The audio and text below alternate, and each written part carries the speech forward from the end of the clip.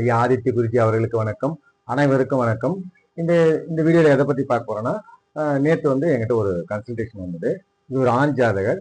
அவருக்கு என்ன என்ன பலன் சொன்னேன் அப்படின்றத பத்தி தான் இந்த வீடியோ. இது வந்து ஒரு ஆண் ஜாதகர் 11/8/1996 10:42 PM கடலூர்ல பிறந்திருக்காரு. இடம் மட்டும் பிறந்த இடம் மட்டும் மாத்திருக்கேன். ஓகேங்களா? அது நமக்கு தேவையில்லை. ஓகேங்களா? இப்ப அவருக்கு என்ன நடக்குதுன்னா, புதன் தசை, புதன் புத்தி 10/1/2023 இருந்து 7/6/2025 வரை நடந்துட்டு இருக்கு. லக்னம் 9 டிகிரி, சூரியன் 25, சந்திரன் 27, செவ்வாய் 17, புதன் 21, குரு 15, சுக்கிரன் 10, சனி 13, ராகு வந்து 17. இந்த ஜாதகத்தை பார்த்தோன்னே நான் கணிச்சிட்டேன். நான் என்ன சொன்னேன், அதாவது மேஷ லக்னம் 3ஆம் இடத்தில் செவ்வாய், சுக்கிரன், சந்திரன், 4ஆம் இடத்தில் சூரியன், 5ஆம் இடத்தில் புதன், 6இல் ராகு, 9இல் சனி, 12இல் சனி கேது. ஓகேங்களா? இது சைட்ல இருக்கிறதுல அம்சம். சைட்ல இருக்குது இங்க லக்னம், ராகு, சந்திரன், சனி, புதன், கேது, சுக்கிரன், சூரியன், செவ்வாய். ஓகேங்களா? இந்த ஜாதகத்தை பார்த்தோன்னே நான் என்ன சொன்னேன், இது ஒரு ஆண் ஜாதகர். அந்த தம்பிக்கு நான் என்ன சொன்னேன்னா, உங்களுக்கு வந்து குருனுடைய பார்வையில செவ்வாய் இருக்கிறாரு. இங்க செவ்வாய் சுக்கிரனும் சேர்த்து பிருகமங்கல யோகம். செவ்வாய் சந்திரன் ஒளி ரொம்ப குறைவா சந்திரன் இருந்தாலும் அட்லீஸ்ட் ஒரு 10% சந்திரமங்கல யோகம் ஏற்படுது. ஓகேங்களா? குருனுடைய பார்வையால குருமங்கல யோகம் ஏற்படுது. குருமங்கல யோகம், சந்திரமங்கல யோகம், பிருகமங்கல யோகம் ஏற்படுது. ரெண்டாவது, இங்க குருவும் புதனும் ரொம்ப நெருக்கமா பார்த்துக்கிறாங்க. ஓகேங்களா?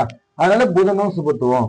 நான் இந்த ஜாதகம் பார்க்கும்போது செவ்வாயும் புதனும் இந்த 2 துறைகள் தான் உங்களுக்கு கரெக்டா வரும். இது சம்பந்தமான தொழில்கள் தான் உங்களுக்கு கரெக்டா வரும். இதுதான் நல்லா சக்சஸ் ரேட் கொடுக்கும் அப்படின்னு சொன்னேன். செவ்வாயுடைய துறைகளும் புதனுடைய துறைகளும் அப்படின்னு சொன்னேன். அப்போ அவரு, நீங்க என்ன படிச்சிருக்கீங்க, நீங்க என்ன வேலை செய்யறீங்க அப்படின்னு கேட்கும்போது அவர் என்ன சொன்னாரு, நான் டிப்ளமா படிச்சிருக்கேன். ஓகேங்களா? டிப்ளமா படிச்சிருக்கேன். அதே மாதிரி பிஏ தமிழ் வந்து புதன், சந்திரன் புதன். ஓகேங்களா? இந்த சந்திரன் புதன் வந்து பிஏ தமிழ் வந்து கரஸ்ல பண்ணியிருக்கேன் அப்படின்ற மாதிரி சொன்னாரு. அதே மாதிரி செவ்வாய் வந்து சுபத்துவமா இருக்கிறதுனால அவர் என்ன தொழில் செய்யறார் அப்படின்னு பாத்தீங்கன்னா, அவங்க அப்பா வந்து இந்த ஆட்டு பண்ணைலாம் வச்சிருக்காரு. ஓகேங்களா? அதே மாதிரி இவரும் வந்து அந்த விவசாய நிலம்லாம் இருக்கு. ஆட்டு பண்ணைலாம் வந்து நல்லா சக்சஸ்ஃபுல்லா பண்ணிட்டு இருக்காரு. நல்லா ஏர்ன் பண்றாரு. ஓகேங்களா? ஆடு வந்து செவ்வாய், அவருக்கு என்னன்னாரு, ஆடு வந்து சனி தானே அப்படின்னாரு. இல்ல, கால்நடைகளுக்கு சனி வரலாம். பட் அது மாடு, அந்த மாதிரியான காளை மாடு, இந்த மாதிரி பசு மாடு. இப்போ நம்ம மாடு வளர்க்குறோம்னா அங்க சாணி, நம்ம சேற்றுல காலை வைக்கிறது, சாணி எடுக்கிறது, இதுதான் சனியினுடைய காரகத்துவம். அழுக்குப்படியும் தொழில்களை செய்யும் போது அந்த சனி காரகத்துவம். கால்நடைகளுக்கு சனி வருவாரு. பட் மேஷத்துக்கு சிம்பிளே ஆடுன்ற அமைப்புல இங்க வந்து செவ்வாய் சுபத்துவமாக ஆடு தொழில் வந்து அவருக்கு வந்து நல்லா கை கொடுக்கும் அப்படின்னு அவரு சனினாரு. சனி இல்ல, ஆட்டுக்கு வந்து செவ்வாய் தான். ஆடு தொழில். அதே மாதிரி வந்து கோழி வளர்க்கறது, நாய் வளர்க்கறது, இதெல்லாம் வந்து செவ்வாய் தான் குறிக்கும். ஓகேங்களா? செகண்டரியா சனி வரும். கால்நடைகளை வளர்க்குறீங்க அப்படின்னாலுமே நீங்க சனி வரும், அது செகண்டரியா வரும். ஃபர்ஸ்ட் ஆட்டுக்கு வந்து செவ்வாய் தான் வரும். அதனால நீங்க செய்யற தொழில் வந்து கரெக்ட் தான், உங்களுக்கு அது நல்ல சக்சஸ் ரேட் கொடுக்குறாரு. இப்போ புதன் சுபத்துவமா இருக்கிறதுனால இவருக்கு வந்து ஜோதிட மிதுன ராசினதுனால ஜோதிடம் நல்லா புரியுது. எந்த கேள்வி கேட்டாலும் எல்லா விதமான விதிகளும் அவருக்கு புரியுது. அதே மாதிரி தமிழ் படிச்சிருக்காரு. இப்ப தமிழ் சம்பந்தமா டீச்சிங் லைன்ல இருக்காரு. அவரு ஏதோ ஸ்கூல்லயும் ஏதோ டீச்சிங் பண்ணிட்டு இருக்காரு. அதன் மூலியமாவும் ஒரு இன்கம் வருது. ஓகேங்களா? இந்த 2 வேலைகளையும் செய்துட்டு இருக்காரு. சரி, ஆடு நம்ம வளர்க்குறோம் அப்படின்னு பார்க்கும்போது அதுக்கு நான் என்ன எக்ஸ்பிளேஷன் கொடுக்கணும். இப்போ ஆடு வளர்க்குறோம், மாடு வளர்க்குறோம் அப்படின்னா அதை மேய்ச்சல் கூட்டிட்டு போகும்போது நம்ம நடந்துகிட்டே தான் இருக்கும். அதுவும் நடந்துகிட்டே தான், அது ஓடிக்கிட்டே இயங்கிக்கிட்டே இருக்கிற ஒரு தொழில் தான். இப்போ ஆடு மேய்க்கணும் அப்படின்னு பார்த்தா அது நகர்ந்துட்டே இருக்கும், நாமளும் நகர்ந்துட்டே தான் செய்ய முடியும். அதான் 10ஆம் அதிபதி 12ஆம் இடத்தில் சனி. 10ஆம் அதிபதி 12க்கு போனா நகர்ந்துகிட்டே இருக்கக்கூடிய தொழில். அப்ப இது செட்டா தான் ஆகுது. இந்த தொழில்கள்லாம் இவருக்கு செட் ஆகும். ஓகே, நீ சொல்றது கரெக்ட் தான், உங்களுக்கு அதனால லாபகரமா இருக்கும் அப்படின்னாரு. இப்போ அவருக்கு புதன் தசை நடக்கிறதுனால 6ஆம் அதிபதி புதன். இப்ப 6ஆம் அதிபதி புதன் 5ஆம் இடத்துல இருக்கனால அது சிம்மம்ன்றதுனால அப்பா வழியில ஏதாவது பிரச்சனைகள் இருக்கா, அப்பா வழி சொந்தங்களால ஏதாவது பிரச்சனை இருக்கா, முன்னோர்கள் பூர்வீக சொத்து இதுல ஏதாவது பிரச்சனை இருக்கும், இப்போ உங்களுக்கு கிரியேட் ஆயிருக்கும் அப்படின்னு சொன்னேன். அதுவும் இன்னொன்னு பாருங்க, 6ஆம் இடத்துல ராகு மட்டும் தனித்து இருந்தா பரவாயில்ல, நல்லது. அந்த கடன் நோய் எதிரி அமைப்புகள் கெடும். ஆனா 6ஆம் இடத்துல ராகு இருந்து அது செவ்வாயும் பாக்குறாரு, சனியும் பாக்குறாரு. அப்போ 6ஆம் இடம் வந்து ராகு, செவ்வாய், சனி. கடுமையான பாவத்துவமா இருக்கு 6ஆம் இடம். ஆனா நல்ல வேலையா புதன் வந்து அந்த வீட்டுக்கு 12ல மறைஞ்சிருக்கு ஒரு நல்லது. 3ஆம் பாவகம் அதீத சுபத்துவமா இருக்குது. 2 சுபர்களும் 3ஆம் பாவத்தை தொடர்பு கொள்றாங்க. 3ஆம் பாவகம் அதீத சுபத்துவமா இருக்குது. மிதுனம் காலபுருஷனுக்கு மிதுனம் சுபத்துவமா இருக்கு. புதன் சுபத்துவமா இருக்கிறாரு. ஓகேங்களா? ஆனா 6ஆம் இடம் வந்து கடுமையான பாவத்துவத்துல இருக்கு. நான் என்ன சொன்னேன், இந்த மாதிரி பூர்வீகத்துல தந்தை வழி சொத்துக்கள்ல ஏதாவது பிரச்சனை இருக்கான்னு கேட்டேன். இந்த புதன் தசை சுய புத்தி ஆரம்பிச்சோடனே ஒரு லேண்ட்ல வந்து பெரியப்பா சம்பந்தப்பட்ட பெரியப்பா மூலியமா எங்களுக்கு பிரச்சனை வருது. அந்த லேண்ட்ல அவர் எங்களுக்கு தர வேண்டிய பாகத்தை வந்து தரமாட்டாரு, பிரச்சனை பண்றாரு. அது எப்படி நான் கேஸ் பண்ணலான்னு இருக்கேன் அப்படின்னு சொன்னாரு. நான் என்ன சொன்னேன், சரி புதன் ஓகே, புதனுக்கு இப்ப புதன் சுய புத்தி முடிஞ்சவொடனே புதனுக்கு கேது வருது, சஷ்டாஷ்டகமா இருக்குது. அப்ப நீங்க கேஸ் போட்டீங்கன்னா சூட் ஆகாது, அது அப்படி தேவையில்லை. புதன் தசை சுக்கிர புத்தியில வேணா ட்ரை பண்ணுங்க அப்படின்னு நான் சொன்னேன். ஓகேங்களா? அப்படியே நீங்க அவர் என்னன்றாரு, ராசிநாதனா புதன் வராரு, 5ஆம் இடத்துக்கு 6ஆம் இடத்துக்கு 12ல இருக்கிறாரு, புதன் தசையில எனக்கு சக்சஸ் கொடுக்கும், புதன் தசை சூப்பரா இருக்கும் அப்படின்னு அவர் விளக்க சொல்றாரு. அதுக்குதான் நான் சொன்னேன், காரக ரீதியா குருனுடைய பார்வையால புதன் வலுத்திருக்கிறாருன்னு ரைட்டு தான். ஆனா என்னதான் இருந்தா கூட ஆதிபத்திய ரீதியா புதன் கெடுக்கதான் செய்வார். ஓகேங்களா? 6ஆம் இடம் இங்க கெட்டு போயிருக்குது. இந்த ராகு புத்தி வரும்போதுதான் கடுமையான தொல்லைகள்லாம் இருக்கும். செவ்வாயும் 6ஆம் இடத்தை தொடர்பு கொள்றாரு. ஒரு நேரத்துல லக்னாதிபதி செவ்வாய் என்னும் போது அட்டமாதிபதியாகவும் செவ்வாய் செயல்படுவாரு. அப்ப 6ஆம் இடத்தை தொடர்பு கொள்றாரு. சனியும் 6ஆம் இடத்தை தொடர்பு கொள்றாரு. இந்த சனி 6ஆம் இடத்தை தொடர்பு கொள்ளட்டும், செவ்வாய் 6ஆம் இடத்தை தொடர்பு கொள்ளும், ராகு 6ஆம் இடத்தை தொடர்பு கொள்ளும். இந்த 3 புத்திகளையும் 6ஆம் இடத்தை தொடர்பு கொள்வது. அந்த 3 புத்திகளையும் பிரச்சனைகள் தீவிரமா தான் இருக்கும். ஓகேங்களா? 6ஆம் இடம் கடுமையான பாவத்துவமா இருக்கும்போது இந்த டைம்ல ராகு புத்தி வரும்போது எதையுமே புதுசா நம்ம செய்யக்கூடாது. இந்த புதன் தசை வந்து நல்லா இருக்கும், ஆனா 3ஆம் இடத்து பலன் அட்டகாசமா இருக்கும். இப்ப இவரு ஆடு வந்து தொழிலா பண்றாரு. அதை விட புதனுடைய காரகம் புரோக்கரேஜ், கமிஷன். ஓகேங்களா? ஒரு ஒரு ஆடு வியாபாரம், எந்த வியாபாரமா இருந்தாலும் கமிஷன். அதுல புரோக்கரேஜ் தொழில் வந்து 3ஆம் இடம் காலபுருஷனுக்கு 3ஆம் இடமோ லக்னத்துக்கு 3ஆம் இடமோ சுபத்துவமா இருக்கிறதுனால, ராசிக்கு 3ஆம் இடத்துல புதன் இருக்கிறதுனால உங்களுக்கு 3ஆம் இடம் நல்லா வரும். கமிஷன் பிசினஸ்ல ஒரு இது வந்து கம்யூனிகேஷன், யூடியூப், செல்போன் எல்லாமே அந்த மாதிரி தரக சம்பந்தமான ஒரு செய்தி மூலியமா, நம்ம சொல்லக்கூடிய ஒரு செய்தி மூலியமா ஒரு திருமணம் நடக்குது, நம்ம சொல்லக்கூடிய செய்தி மூலியமா யாருக்கோ வீடு வாங்கி கொடுக்குறது, நம்ம சொல்லக்கூடிய செய்தி மூலியமா யாருக்கோ லேண்ட் வாங்கி கொடுக்குறது, நம்ம சொல்லக்கூடிய செய்தி மூலியமா யாருக்கோ ஒரு ஆடை வந்து அது பிசினஸா பண்றது, அதுதான் கமிஷன். இந்த நீங்க ஆடு செய்யுங்க, அதுலயே கமிஷன் பிசினஸ் உங்களுக்கு நல்லா கை கொடுக்கும். அதை நீங்க டெவலப் பண்ணீங்க, சின்ன வயசு தான் உங்களுக்கு கமிஷன் வந்து புரோக்கரேஜ் வந்து நல்லா கை கொடுக்கும். 3ஆம் பாவகம் அதிக சுத்தமா இருக்கு, 6ஆம் பாவகம் கடுமையான பாவத்தமா இருக்கு.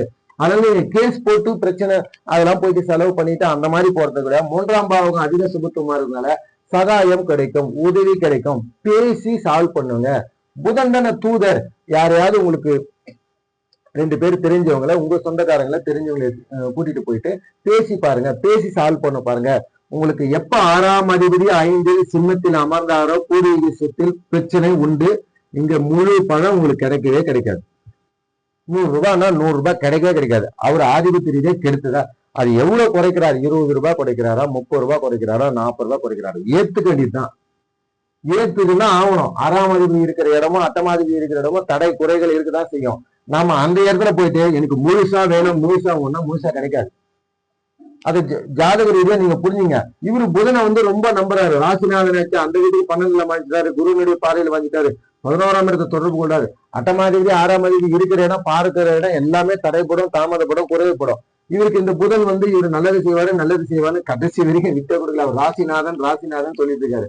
அப்படியா ஐயா புதன் புத்தியில உங்களுக்கு பிரச்சனை வந்தது?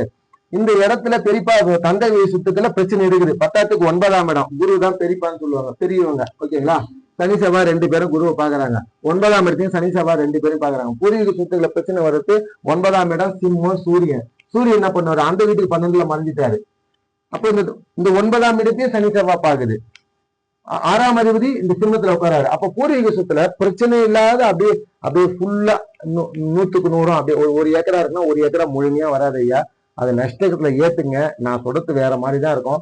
முடிந்த அளவுக்கு 10 வரைக்கும் 15 பேசி பாருங்க, முயற்சி பண்ணி பாருங்க. ஏன்னா முயற்சி ஸ்தானம். உங்களுக்கு கீர்த்தி கிடைக்கும், புகழ் கிடைக்கும், நற்பெயர் கிடைக்கும், சகாயம் கிடைக்கும். யாருடைய உதவியால பேசி கம்யூனிகேட் பண்ணி ஒரு தூதர் மாதிரி யாரையோ ஒருத்தர் கூட்டிட்டு போயிட்டு யாரையோ ஒருத்தர் மூலியமா சந்திச்சு, சப்போஸ் பெரியப்பா ஒத்து வரலையா, பெரியப்பாவுடைய பசங்க கிட்ட கூட பேசி பாருங்க. ஏன்னா செவ்வாய் சுகூத்தமா தான் இருக்கு.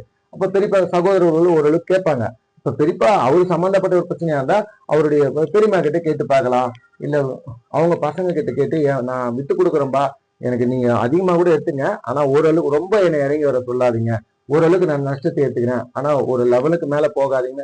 ஒரு பேசி சால்வ் பண்றது தான் சக்சஸ் ரேட்டா இருக்கும். ஆனா இவரு கோர்ட்டு கேஸ்னு போயிட்டு நான் வின் பண்ணுவேன், எனக்கு மொத்தமே சாதகமா வரும் அப்படின்னு சொல்றாரு. நான் அந்த மாதிரி பண்ணாதீங்க. நீங்க சொல்றது எல்லாமே புரியுது. அந்த இடத்துல நஷ்டம் ஏற்படுத்ததான் செய்யும். ஏன்னா 6ஆம் அதிபதி இருக்கிற இடம் குறைப்படும், அதை தவிர்க்கவே முடியாது. 10ஆத்துக்கு 6ஆம் அதிபதி தசையே தான் ஒண்ணு ஃபுல்லா போக போகுது. அவர் இல்ல நான் ஃபுல்லா சக்சஸ் ரேட் ஆகும் அப்படின்னு கடைசி வரைக்கும் விட்டு கொடுக்கல. எனக்கு தெரிஞ்ச 3ஆம் இடம் அட்டகாசமா இருக்கு. ஒருத்தவங்களுடைய பேசி கம்யூனிகேஷன் பண்ணி ஒரு விஷயத்த ஈஸியா கீர்த்தி கிடைக்கும், அது சக்சஸ் பண்ணிக்கலாம். ஆனா அது குறைபாடு இல்லாம கிடைக்காது. ஏன்னா 9ஆம் இடமும் கெட்டு போயிருக்கு. இப்போ ஒரு ஏக்கரா இருக்குனாக்கா, இப்போ 100 ரூபாய் இருக்குன்னா அட்லீஸ்ட் 40 ரூபாய் 30 ரூபாய் கம்மியா கூட ஆகும். சரி போனா போகுது, ஒழிஞ்சு தொலையுது அப்படின்னு தான் நம்ம விட்டுட முடியும். என்னப்பா நீங்க விட்டு கொடுக்க சொல்ற தசை அந்த மாதிரி ஒன்னும் செய்ய முடியாது. எல்லாருக்கும் இப்ப இதே புதன் 7ஆம் இடத்துல இருந்தா மனைவியோட பிரச்சனைன்னு சொல்லிட்டு இருப்பாரு. இது டாபிக் மாறிட்டே இருக்கும். எங்க அமர்றாங்களோ எங்க பாக்குறாங்களோ அந்த இடத்துல பிரச்சனைகள் இருக்குதான் செய்யும். அதை நம்ம அக்செப்ட் பண்ணி தான் ஆகணும். நம்ம எல்லா இடத்துலயும் 3ஆம் பாவமும் அழகா இருக்கு, செவ்வாய் நல்லா இருக்கு, புதன் நல்லா இருக்கு, புதனுடைய காரகங்கள் நல்லா இருக்கும். ஆனா ஆதிபத்திய ரீதியா அவர் கெட்டவர், அவர் இருக்கிற இடத்துல பிரச்சனை பண்ணுவார். அதனால பேசி சால்வ் பண்ண பாருங்க.